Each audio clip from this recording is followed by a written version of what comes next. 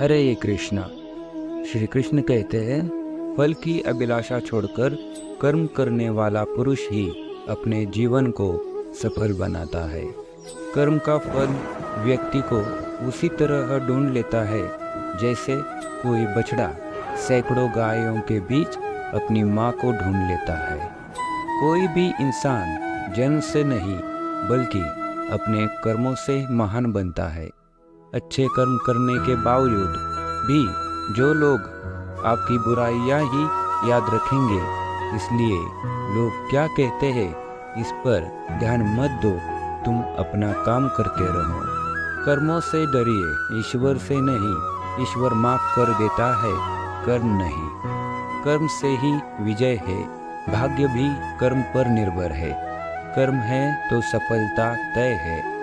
बुरे कर्म करने वाले सबसे नीच व्यक्ति जो राक्षसी प्रवृत्तियों से जुड़े हुए हैं और जिनकी बुद्धि माया ने हर ली है, वो मेरी पूजा या मुझे पाने का प्रयास नहीं करते।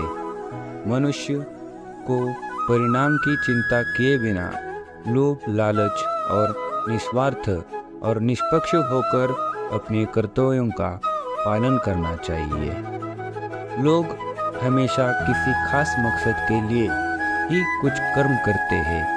कुछ लोग शोहरत पाने के लिए, कुछ लोग पावर के लिए, तो कुछ धन दौलत के लिए। कुछ लोग स्वर्ग जाने के लिए करते हैं और कुछ पश्चाताप के लिए। लेकिन सबसे महान और नेक उसे ही सबसे ज़्यादा फायदा होता है।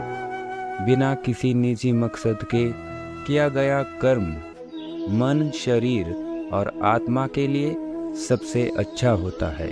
लेकिन इसे सच में अपनी सोच और जीवन में उतारने के लिए बहुत सेल्फ कंट्रोल की ज़रूरत होती है। सिर्फ 5 मिनट के लिए किसी स्वार्थ से काम करके देखिए, ये भी आपको बहुत मुश्किल लगेगा। किसी काम के बदले में कुछ ना मिलने की सोच भी हमें परेशान कर देती है ना? इसीलिए बिना किसी स्वार्थ के काम करना आपकी असली शक्ति को दिखाता है। 5 मिनट, 5 घंटे या 5 दिन बिना किसी निजी मकसद के काम करना खुद पर नियंत्रण को साबित करता है। ऐसा करने के लिए दृढ़ निश्चय और अच्छे चरित्र की जरूरत होती है। बदले में कुछ मिलने की आशा किए बिना या बिना किसी निजी स्वार्थ के ज़्यादा से ज़्यादा काम करने की कोशिश कीजिए। एक महान इंसान बहुत सारे अच्छे काम करता चला जाता है, मानो वो अच्छे कर्मों का बीज बो रहा हो। वो हर रोज उसकी देखभाल करता है, लेकिन घंटों उसके पास बैठकर उसके बढ़ने और उसके फलों को हासिल करने की इच्छा नहीं रखता। वो बस अपने काम में लगा रहता है और ज़्यादा अच्छे पौधे लगाता जाता है। अगर आप किसी की मदद करना चाहते हैं तो ये मत सोचिए कि उस इंसान का रिएक्शन क्या होगा।